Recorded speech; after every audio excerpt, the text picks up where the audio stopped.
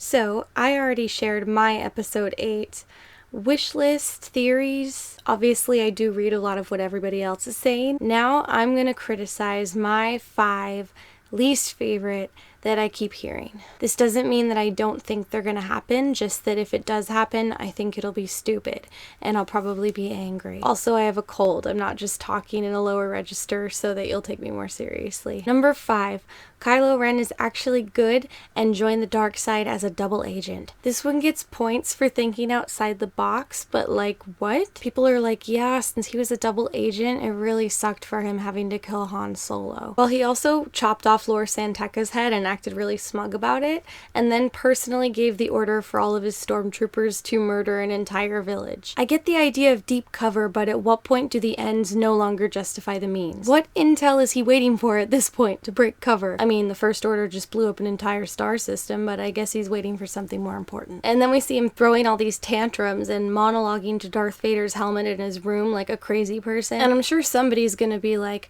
he said he wanted to finish what Darth Vader started, like that could ambiguously mean that he wants to defeat the dark side. He's apologizing for struggling with the light because he has to stay on the dark side for his mission, but he feels bad. I already like this idea that Kylo Ren structures his monologues so that they could be ambiguous to a casual observer. But no, like honestly, I don't care about any of that stuff. I don't care about the content of Kylo Ren's monologues. I'm saying that you're saying that like, oh, so he's a good guy that went to his grandfather's gravesite and dug up his melted robot corpse mask and then took it to his room and now talks to it. Like, do you see the problem that I'm having with this idea? Number 4, Rey has to be Luke's daughter because that one producer said that the trilogies tell the stories of the Skywalker family. People really have to stop saying this because it's like they're forgetting how families work. Like, Kylo Ren is a Skywalker. I feel like since Leia's last name isn't Skywalker, everyone keeps forgetting about this. If Kylo Ren was our only Skywalker in this trilogy would still be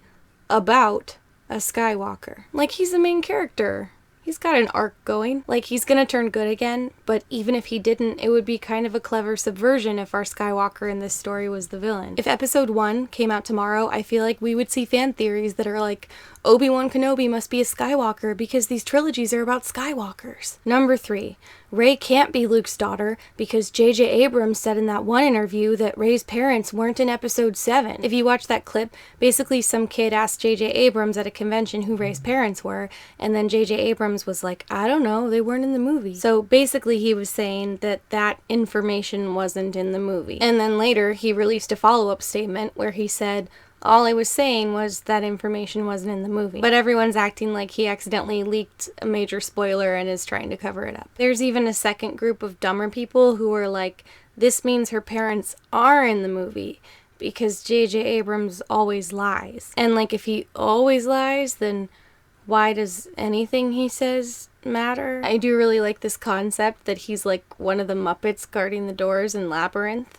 Like, he can only tell lies, and then maybe there's another producer that can only tell the truth. I feel like people treat it like Disney released an official canon Star Wars press junket comic series, and they're like flipping through and scrutinizing all the dialogue for clues. Believe it or not, J.J. Abrams isn't like Rumpelstiltskin. He doesn't like appear and then speak entirely in finely crafted riddles. There's this thing where real people have to speak words in real time and sometimes might phrase things in a misleading way by mistake. Like, maybe especially if they're trying to phrase something in a way that's friendly to a child who probably thinks that Rey is a real person. Like, come on, we all know that I don't even want Rey to be anyone's daughter, but if you're using this as your proof that she's not, you're like kind of a dumb idiot. Number 2, Snoke is Darth Plagueis. What's this obsession with some new character having to be some old character?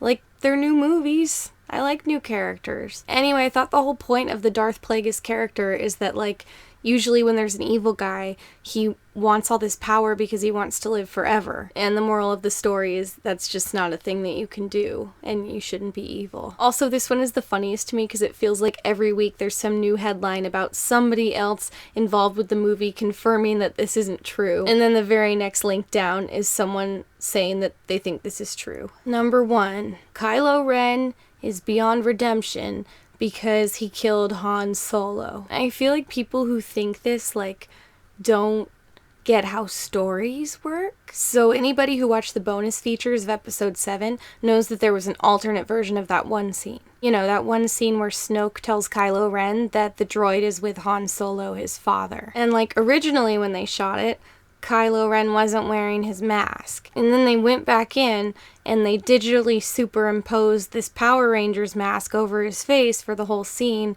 probably because he looked like he was trying not to cry like the entire time, and maybe they thought that was too obvious. Pretty much all of Kylo Ren's dialogue was about how conflicted he was, and then you have people like, well, he was conflicted, but then killing Han Solo was that last step he needed to take to eradicate his humanity. I mean, yeah, I guess that's what Snoke told him. Does Snoke have a Reddit account? Is that who's typing all this stuff? I don't know who among you is watching that last fight scene where he's like stumbling drunkenly around, dripping with sweat, and like punching himself and saying to yourself, this looks like a man who is satisfied with the direction his life is going. This isn't real life, and this isn't Game of Thrones. This is Star Wars, a fun family space adventure, and things happen that make people feel good. People love Han and Leia, and Han and Leia love their son. The idea that their whole legacy is they have one son and he turns evil and then Rey cuts him up with her lightsaber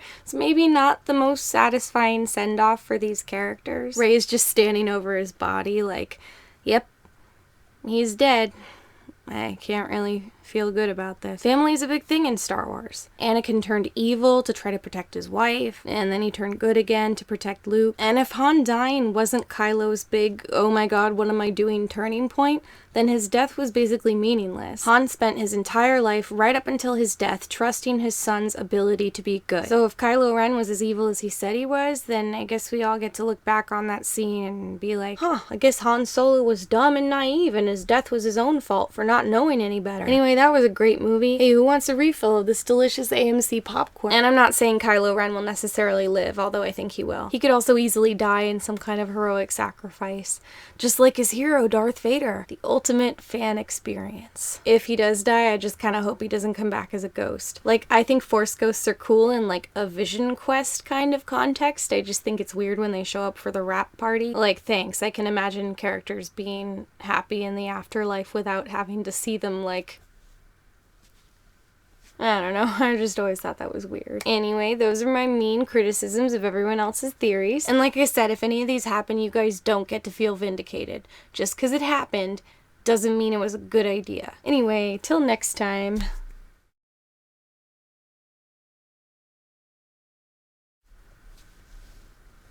We're all buddies as ghosts.